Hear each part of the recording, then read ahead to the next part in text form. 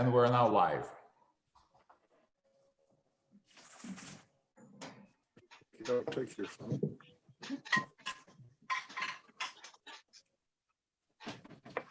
Just in case.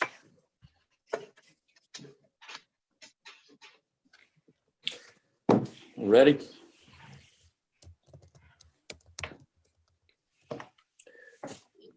Mr. Chairman, are we ready? Yeah, absolutely. I will go ahead and call the Facilities Protection Committee to order. We have a consent agenda, item C1. Commissioners Will Colbert with staff. C1 is consideration of commissioner approval of signed consent agreements and resolution of the following GUPA violations, A through G. Any questions on C1? C1 is on. C2. C2 is consideration of staff's recommendation to issue a rule nisi for failing to address a consent agreement in the following GUPA cases, A through G. Any questions on C2? Okay, Oh. C2 is on. C3. Well, Yes, sir. Yes. what, do you have a total on that? Not in numbers, but dollar marks. On which, on the in total? On the total? On the C2, the real nice size. No, I don't have a total on those. I can get that to you. Okay, kind of an estimate, maybe. Bear with me for a second. Let's pass on. Mr. Chairman, the reason I asked that is because, you know, when we start negotiating with the Senate, we got these real nice size on fines. We might be able to, because all that money goes to the state treasurer anyway. We're looking at about 15,000 probably Okay. on estimate. So Any questions on C2? Okay, C2 is on. C3. C3 is consideration of staff's recommendation to issue a rule nisi for failing to address a commission order in the following GUPA cases, A through C. Any questions on C3? Okay, C3 is on. We don't have a regular agenda. Is there anyone else that has anything to come before the Facilities Protection Committee? Hearing none, this committee is adjourned. Call to order this morning's Telecommunications Committee, item C1. C1 is docket 43066, consideration of application from Middle Mile Infrastructure for OCC. Everything is in order. Thank you, Leon. Questions or comments on C1? Hearing none, it's on the agenda. Item C2. C2 is consideration of the applications from Simwood for certificates of authority for OCC and C-Lake. Everything is in order. Sounds good. Questions or comments on C2? Hearing none, it's on the agenda. Item C3. C3 is docket number 43041, consideration of the application of TNC Communications of Georgia, LLC, DBA TNC Communications for a certificate of authority to provide facilities-based CLEC in Bell South and Windstream exchanges. Everything is in order. Questions or comments on C3? Hearing none, it's on the agenda. Item C4. C4 is docket 38873, consideration of request from Georgia Communication Cooperative to amend certificate of authority L0543 to include facilities-based competitive local exchange service and to reflect a business name change to Georgia Communications Corporation, DBA NGN Connect. Everything is in order. Thank you, Leon. Questions or comments on C4? Hearing none, it's on the agenda. Not to be outdone, item C5, Leon. C5 is docket number 29816, consideration or request from South Georgia Regional Information Technology Authority to cancel certificate of authority L0467 to provide telecommunication service. Everything is in order. Questions or comments on C5? Hearing none, it's on the agenda. There is no regular agenda. Anything else to come before this committee this morning? Hearing none. Leon, it's good to see your face. Keep hanging. Thank you. Same here. All right, we'll call the Energy Committee together this time, and we'll have C1, please. Good morning, Commissioners. This is Tony Wackerly. Item C1 is docket number 42953, Senate Inc. doing business as Fuel Georgia, application for a natural gas certificate of authority. Consideration of staff's recommendation on Fuel Georgia's application. On December 6, 2019, Fuel Georgia filed its application for a marketer certificate of authority. Fuel Georgia is a startup for-profit corporation certified in October 2019 by the Georgia Secretary of State. Fuel Georgia will be a gas affiliate of Central Georgia Electric Membership Corporation, or CGEMC, located in Jackson, Georgia. Fuel Georgia filed to serve residential, commercial, and industrial customers in all 9 of AGL's pool groups. As part of the application, Fuel Georgia provided information on its financial and technical capabilities. As part of staff's review, it was found that there were several areas of deficiency, and on December 19, 2019, the staff filed its notice of incompleteness to obtain information that was deficient in the application. On January 10, 2020, Georgia filed responses. The staff continued to have phone conferences and emails to further discuss their application and the NOI responses. On January 23rd, the staff was satisfied with the Fuel Georgia responses. And on February 6th, the commission approved a procedural and scheduling order to consider the Fuel Georgia application to support the 90-day timeline. On February 18th, Fuel Georgia filed its pre-filed direct testimony with 3 witnesses: George L. Weaver, Chief Executive Officer of CGEMC, and he's also the CEO of Fuel Georgia and a board member of the gas affiliate; Herschel K. Arendt, Vice President of Engineering and Energy Supply at CGEMC, and he is also the Vice President of Operations at Fuel Georgia. And lastly, Paul R. Highland is the President of Texacan Industrial Energy Marketing, LLC. In lieu of conducting cross-examination during the April 2nd hearing, the staff had previously issued its first set of data requests on March 13th. On April 1st, Fuel Georgia filed responses to allow for a shorter hearing. Due to the COVID-19 pandemic and pursuant to OCGA 50-14-1F, the commission conducted the hearing via teleconference.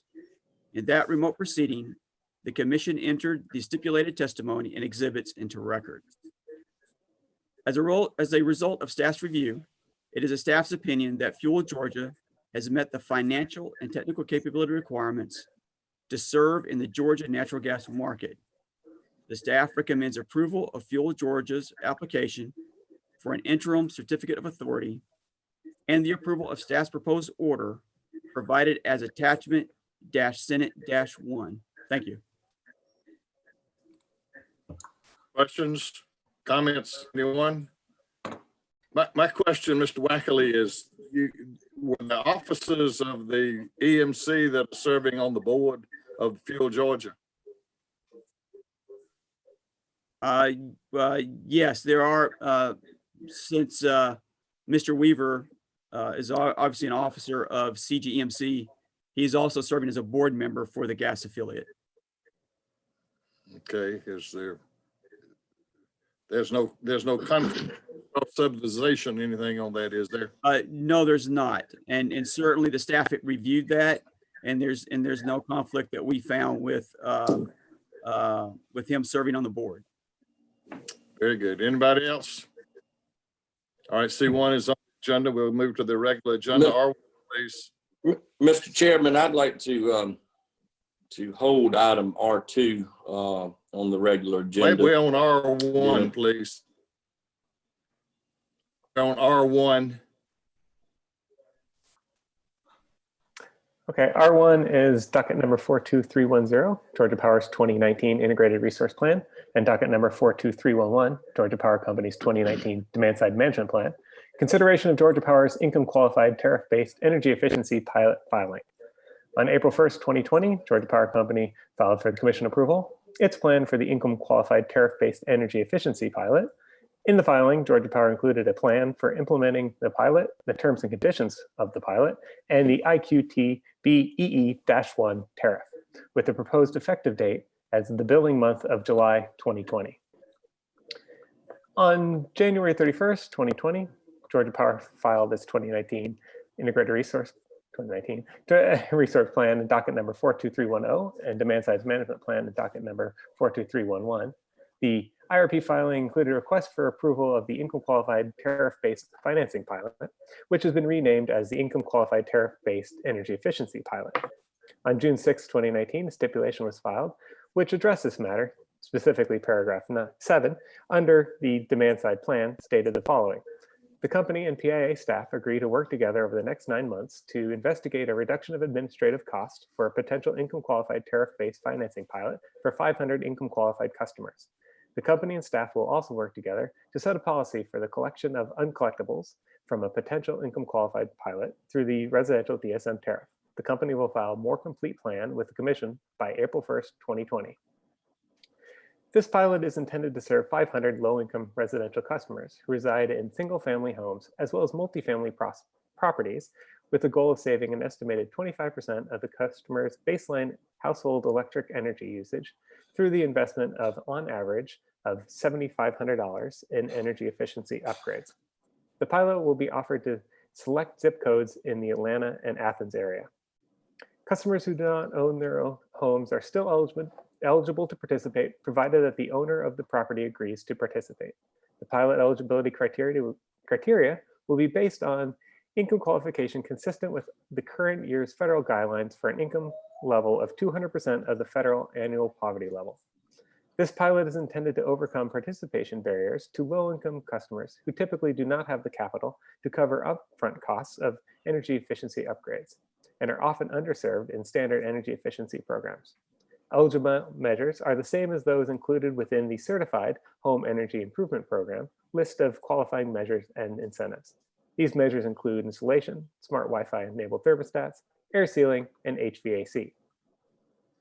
During this pilot, Georgia Power will pay the upfront cost of the eligible energy efficiency measures, then recover the costs through payments participants make through a tariff charge on their electric bills. The term of payment will not exceed the lesser of the estimated average life of the measures, or 10 years from the first charge to the electric service bill.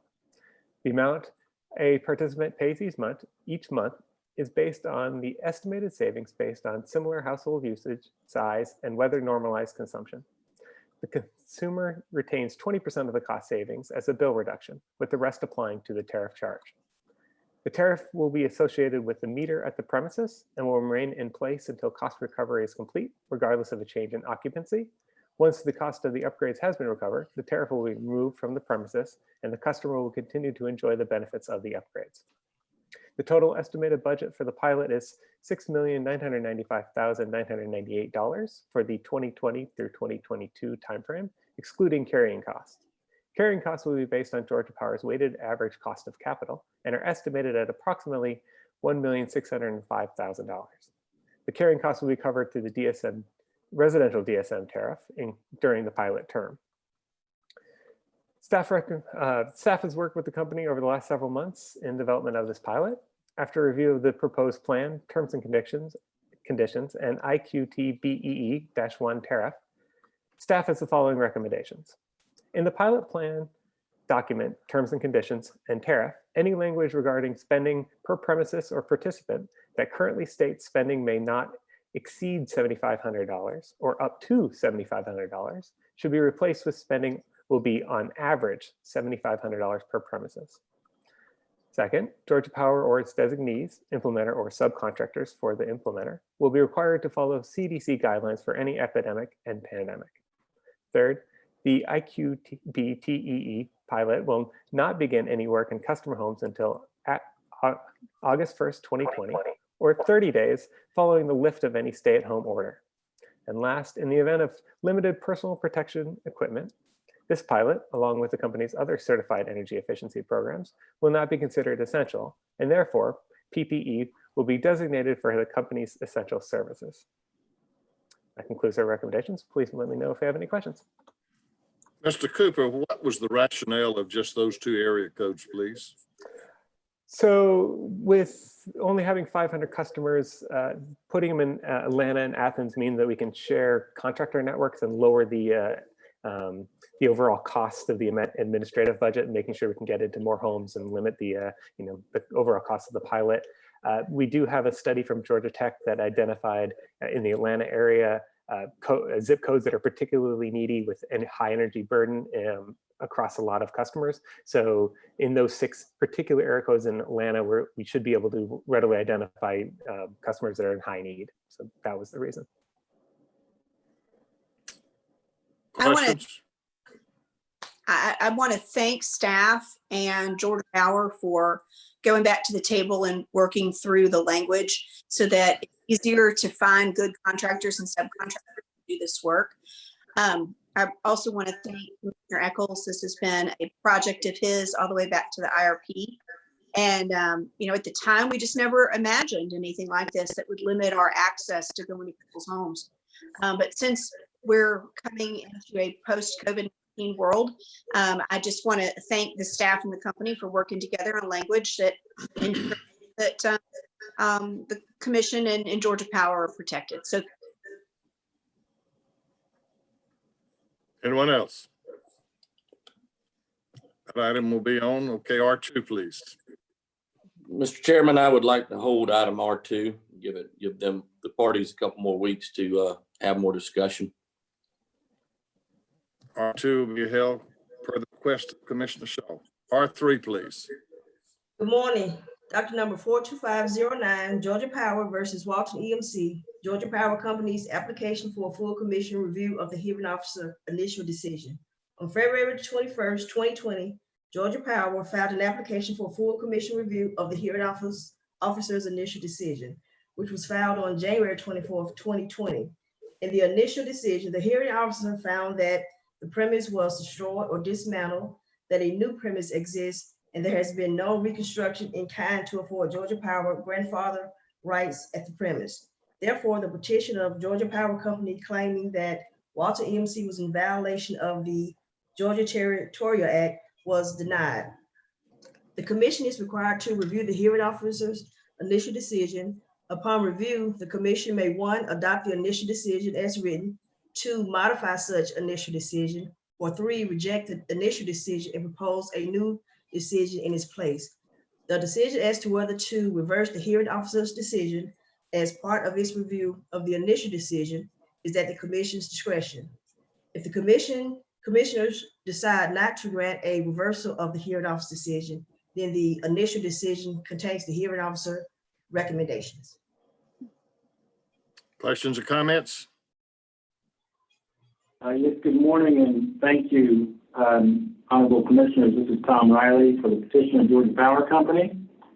We request that the commission reverse the initial decision because it makes fundamental errors of law by misconstruing the plain language of the Territorial Act and misapplying this commission's precedent.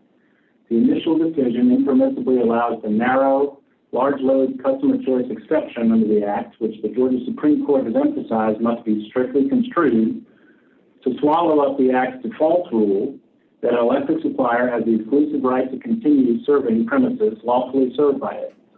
If the initial decision is allowed to stand, it will promote uncertainty and it will invite endless turnover of electric service and related disputes before this commission, contrary to both the plain language and the purpose of the Act.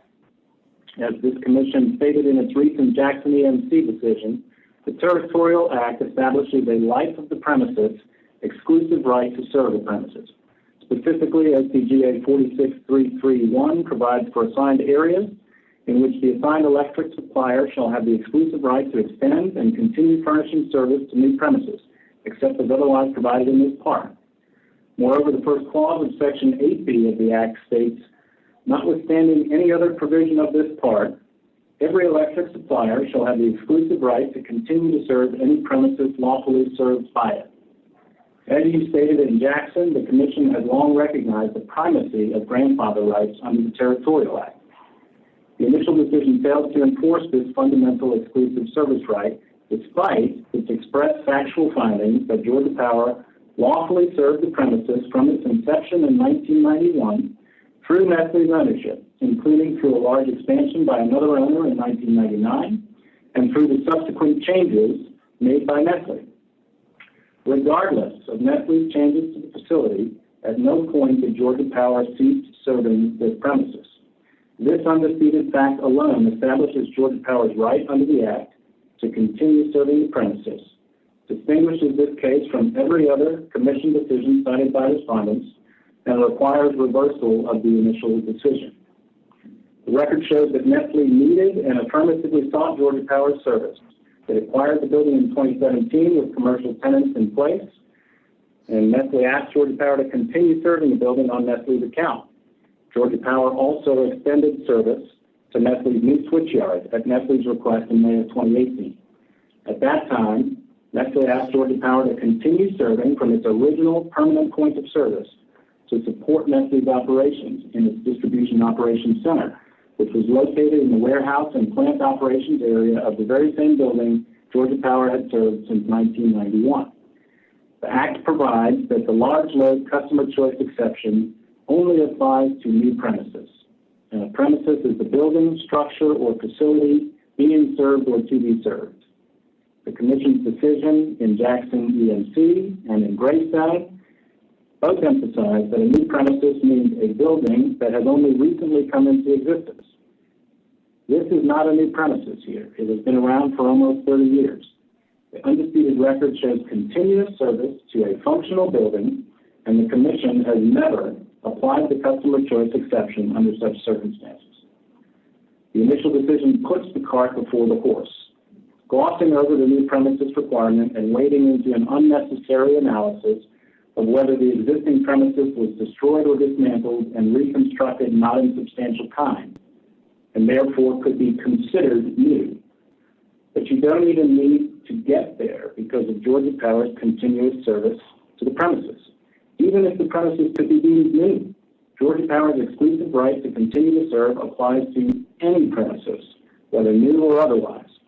The customer choice exception in Section 8A is explicitly made subject to the grandfather rights in Section 8B.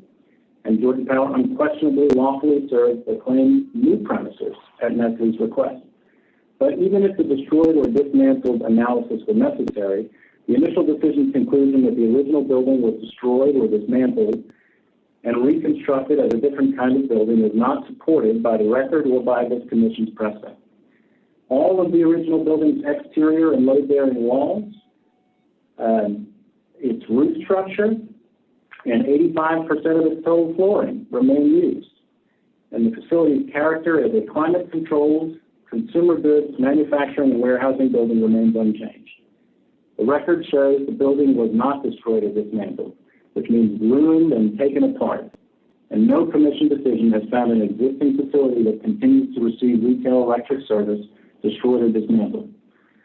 Finally, even if the premises could be construed to have been destroyed or dismantled, which it cannot, Georgia Power's grandfather rights still apply where the building was reconstructed in substantial kind. The initial decision also erred and departed from Commission precedent by finding the Nestle plant not in substantial kind to the existing facility. The building was classified as and used for warehouse, office, and manufacturing, and it remains so today. In Troup County EMC versus City of LaGrange in 2003, the Commission held that if a building is, quote, used for any of the purposes that its predecessor in interest was used, it clearly cannot be regarded as a new premises under state law. Larger, more modern, and more elaborate replacement facilities of similar function and classification have generally been ruled by the Commission to be insubstantial kinds of previous facilities and not to be new premises. So for all of these reasons, we respectfully request that you reverse the initial decision, which fails to adhere to the plain language of the Act and to this Commission's precedent. The decision revives uncertainty and flawed analysis from 20 or 30-year-old decisions, and it departs from the correct statutory analysis set forth in the Commission's recent decisions in Jackson EMC and Greystone. If allowed to stand, the initial decision will promote further disputes before this Commission and the courts. Thank you, and I'm happy to answer any questions. Anyone have questions to Mr. Riley, please? Commissioners? All right. Anybody else? Commissioners, this is Curtis Romig from Bryan Cave, Leighton Paisner. We represent Nestle Purina Pet Company. I will be primarily addressing the factual aspects of this matter, and my co-counsel, David Cook from Walton EMC, will primarily address the legal authority that's discussed in the application for review from Georgia Power. We are hopeful the commission can reach a quick and final resolution of this matter so that Nestle Purina Pet Company can begin to operate its Hartwell wet pet food facility with renewable energy and plan and prepare for the additional $500 million it plans to invest in the facility. The commission does not need to have further proceedings in this matter and instead should adopt the January 24th, 2020 decision as the final decision of the commission in this matter. All of the parties had ample opportunity to present evidence and argument during the many months this matter was pending and its 2-day evidentiary hearing. The initial decision thoroughly weighed in the record evidence and correctly applied the Territorial Act and applicable commission authority in reaching its decision. Any further proceedings will only serve to create uncertainty and delay. Georgia Power's application simply repackages its previous arguments and ignores the overwhelming record evidence regarding the dismantling and destruction of the textile factory and the subsequent construction, not in substantial kind, of the new Hartwell wet pet food facility. Nestle Purina dismantled and destroyed an open-air textile factory and constructed a $300 million and counting enclosed food-safe wet pet food processing plant. Georgia Power's application never discusses the detailed and extensive evidence presented by Nestle Purina regarding this massive construction project or the substantial differences between a food-safe environment and an open-air textile factory. The initial decision made the following findings, commissioners: that Nestle Purina spent $220 million as of the date of the hearing to construct the Hartwell pet food facility and prepare it for startup in the fall of 2019. Nestle Purina replaced the wastewater treatment facility to install food-safe wastewater treatment. It changed the overall structure and design of the existing facility. It removed and replaced 30% of the flooring and foundation in the food processing area.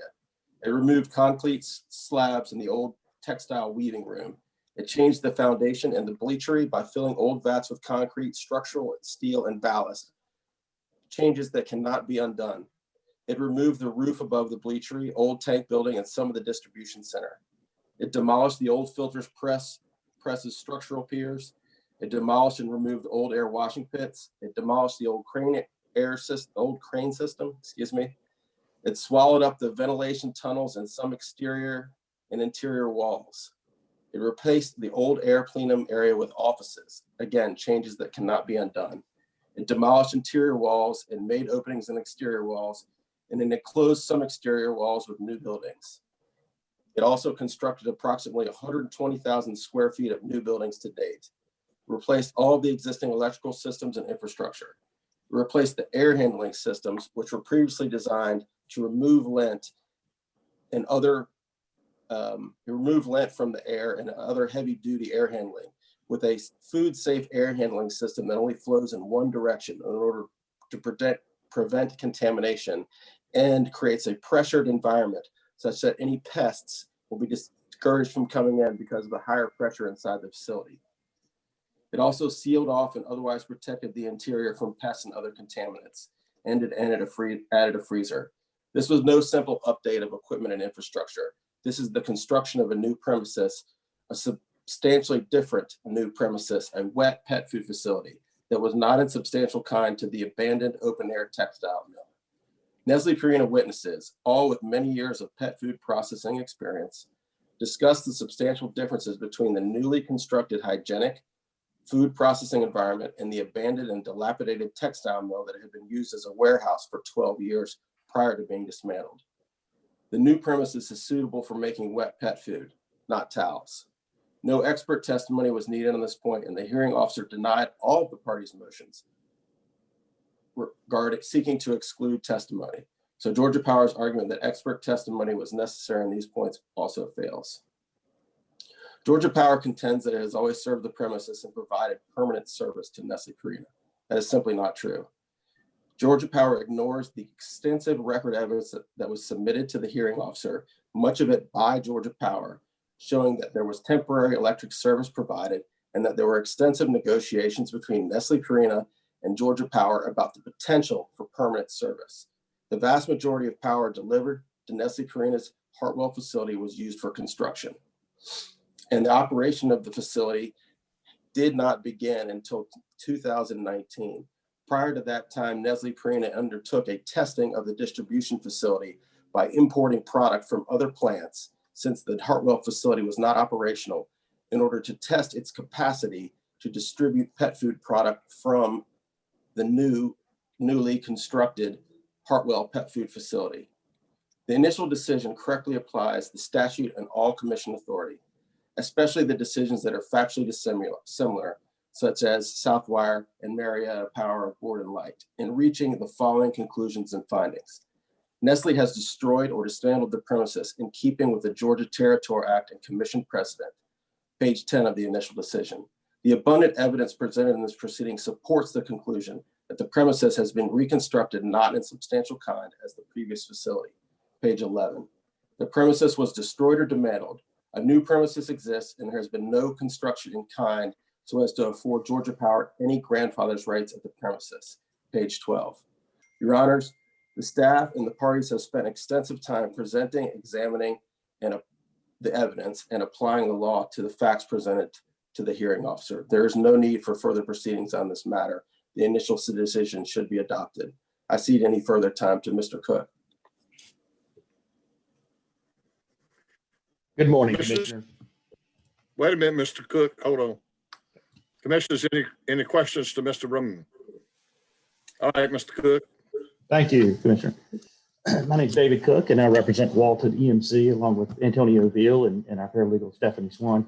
I have 2 points I want to follow up on Mr. Romig's comments. One is, again, there's no need for a hearing on Georgia Power's application for review.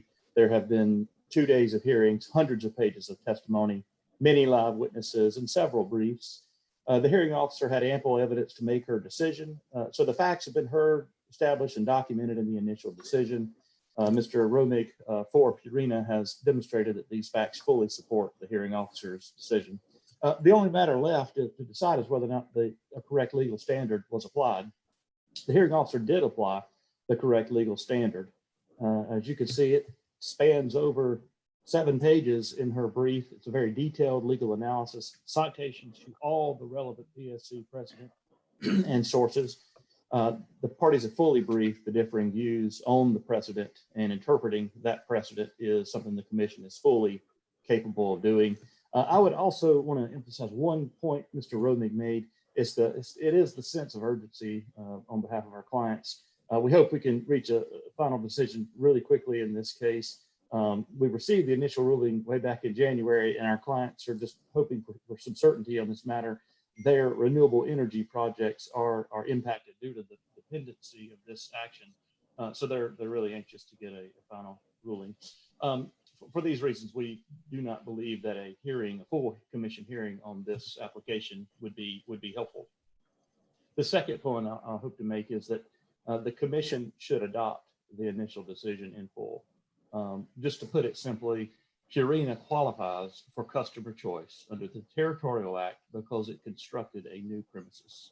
The PSC has interpreted the term new premises to include those old or existing premises that have been destroyed or dismantled and reconstructed, not in substantial kind.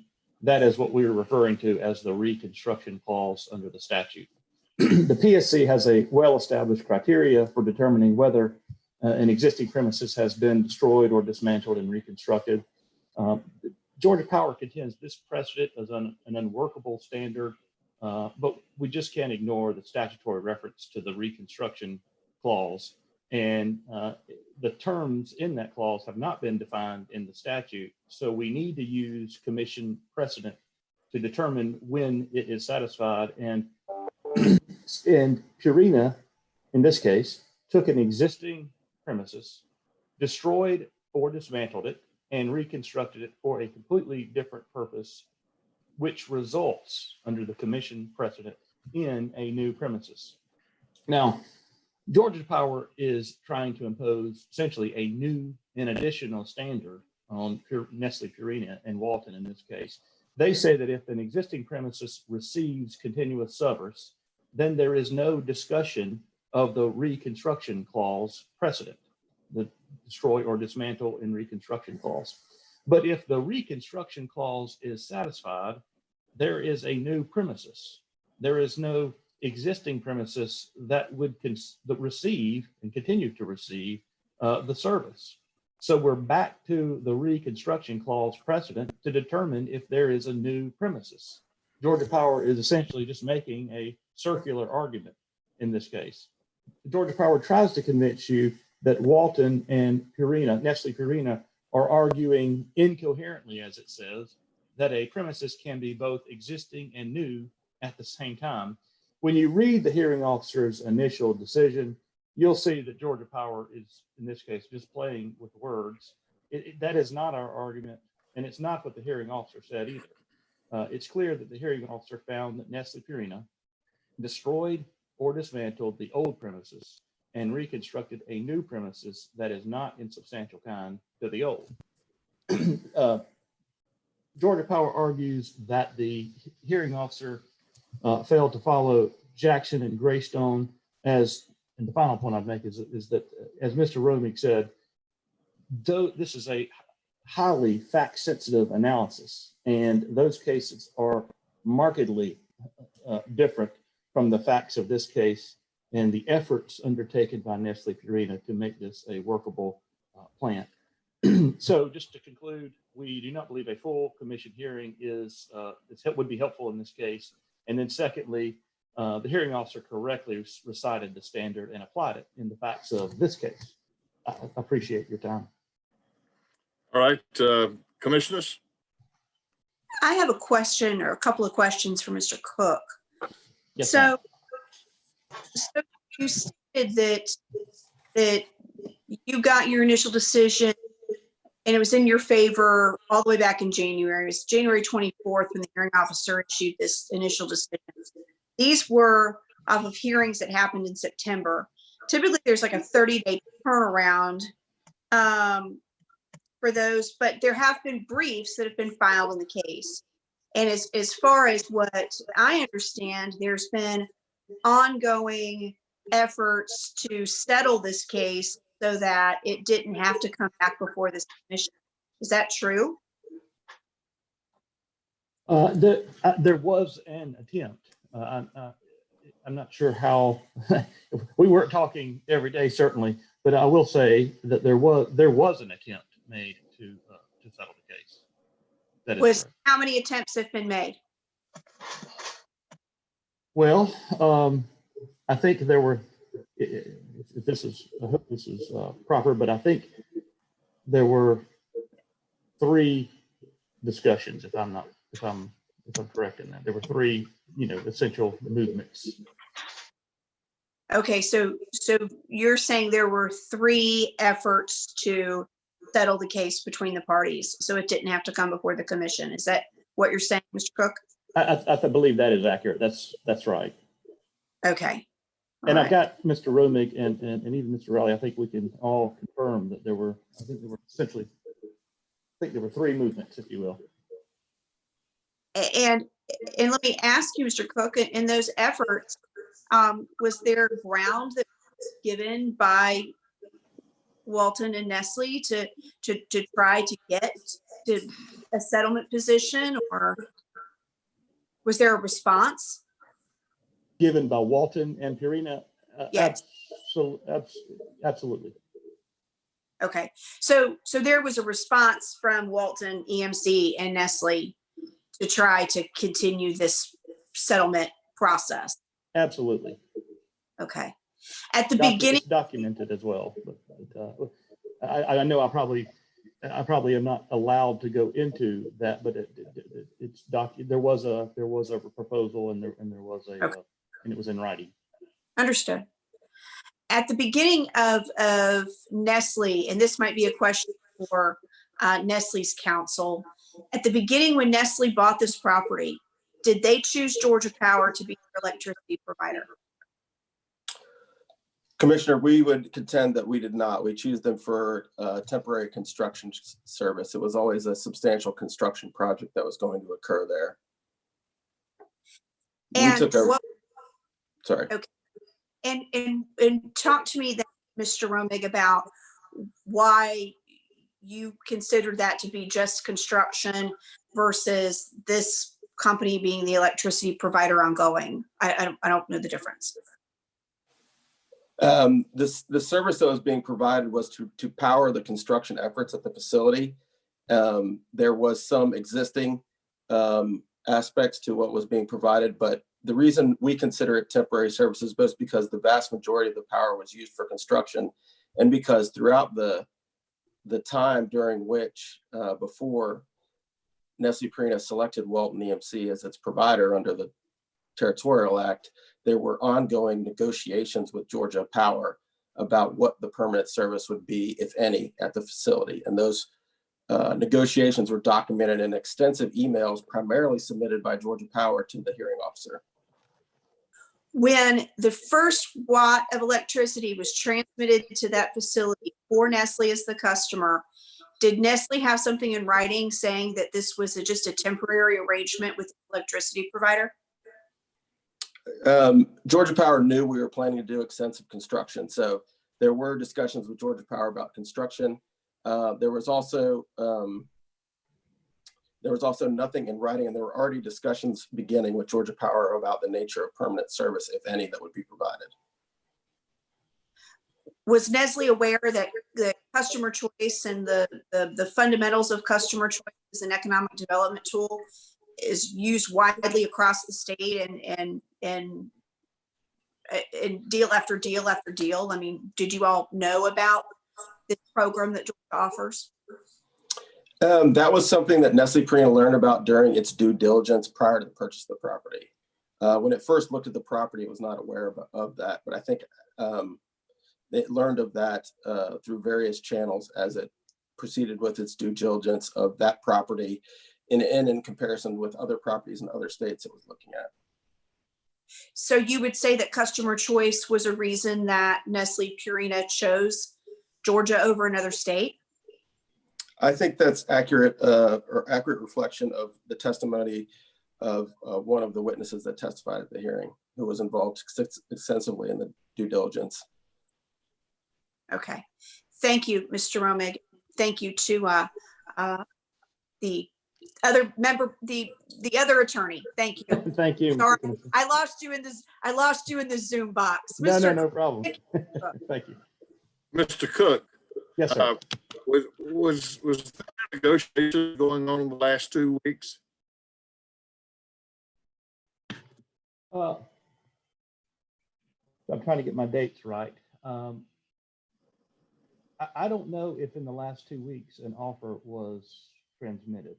I don't believe one was. I think there was a confirmation, and Mr. Riley, you let me know if this is not proper, but I think there was simply a confirmation that the settlement discussions had reached an impasse. Mr. Growing, I'm going to ask you a question, then we'll get back to Mr. Riley in a second. Yes, sir. In the construction side of it, was it utilization of existing transformers, wiring, etc., or when you get ready to go in operation, are you going to have to upgrade your transmission system with different meters, different transformers, different loads, a different load? Yes, there will be an upgrade. It'll be a substantially increased capability, which we hope to reach over time. There's one construction. What will the size of that load be? Eventually, we are hoping it's possible we'll reach 25 megawatts. What time frame are you looking at that? I mean, you know, the customer choice is based on a particular load. Yes, Commissioner. I mean, it's easily 900 kilowatts at this point. I mean, I think there was no dispute, and it was stipulated by the parties that it was greater than the 900 kilowatts, and that I think the initial load was going to be 7 to 8 megawatts with the potential of reaching 12 to 15 by the end of this year. We currently have one line in operation, one processing line. The second one will come online in May, and potentially third and fourth are under construction. We're hoping that'll be operational in Q3 and Q4. And that would get us Mr. to. Riley? Mr. Riley, Yes, Mr. Commissioner. any comment briefly? Yes, thank you. I appreciate that. Let me address two things that were just touched upon. One with regard to the settlement discussions. Again, I want to be careful about getting into the substance of those discussions because they're confidential under Georgia law. But I will say that there were communications that took place and there was an exchange of correspondence and settlement drafts as recently as in the last 7 to 10 days is my recollection. So to address your question, Mr. Commissioner, about whether those discussions were ongoing in the last couple of weeks, the answer to that is yes. The second thing I wanted to address for a moment is this notion that the service provided by Georgia Power to this existing facility was simply temporary or construction service. That is unsupported by the record, and that is incorrect. The service that was transferred to Nestle at its request in November 2017 was permanent service through a building service entrance and a pad-mounted transformer. It was not service to a construction contractor's pole. The service was used for power, lighting, and climate control in the warehouse, the distribution and operations center, and the renovated building and equipment. Nestle, in fact, was shipping product from the premises to much of the southeastern United States in the spring of 2018, which was 10 months before March of 2019 when Nestle and Walton EMC first were discussing the potential for Walton to serve the premises. So the record does not support the assertion that this was simply construction or temporary service, and there's no support in the record that the vast majority of the power that was drawn to the premises was used only for construction activities. It was used for both construction and for operations, and the record is clear on that. But I want to make one other point on this, which is that even if it could be considered temporary or construction service, it wouldn't matter. Service is defined by the Act to include temporary or construction service to a customer, and Georgia Power's grandfather rights extend to any customer premises lawfully served by it. Here, there's no question that this was a premises that has continuously been served by Georgia Power, lawfully pursuant to its rights under the Territorial Act since the construction of the initial facility back in 1999. If you have any question about whether this is the same fundamental building that existed at that point in time, all you need to do is look at pages 138 and 39 of the transcript, and you'll see side-by-side photos that show the facility then and the facility now. And Thank you, Mr. Riley. You've already covered that early in your first comments. Thank you very much. We don't. That's it. Thank you. Thank you. All right, commissioners, questions, commissioners? Any other party? All right, this item will move forward. Anything else to come before the Energy Committee? One of the things that my colleagues and I'd like to discuss, you know, we do have the authority to hold, and Commissioner Shaw provided me yesterday with the fact, or day before yesterday, his desire to hold the R2 on the agenda. I want us to make sure that when we do that, Mr. Chairman Eaton, that parties are notified so that parties that would be coming to the meeting prepared to address the issue at hand, and then we hold it at that time.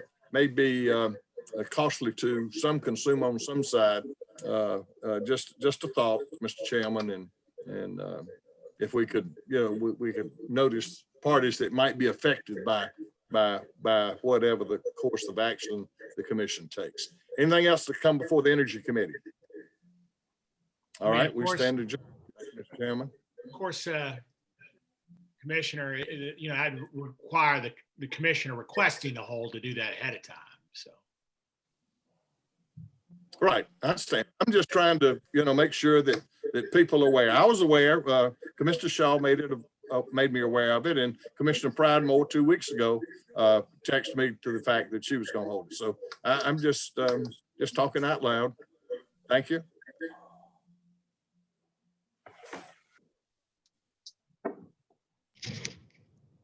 It's back to you, Mr. Chair. There is no administrative affairs today. Yeah, no administrative affairs. So is there anything else to be brought up during this committee meeting? Okay, hearing no such requests, we're adjourned. Thank you. Bye, all. Good to see you guys. Thank you, commissioners. Bye-bye. Great day, y'all. Bye.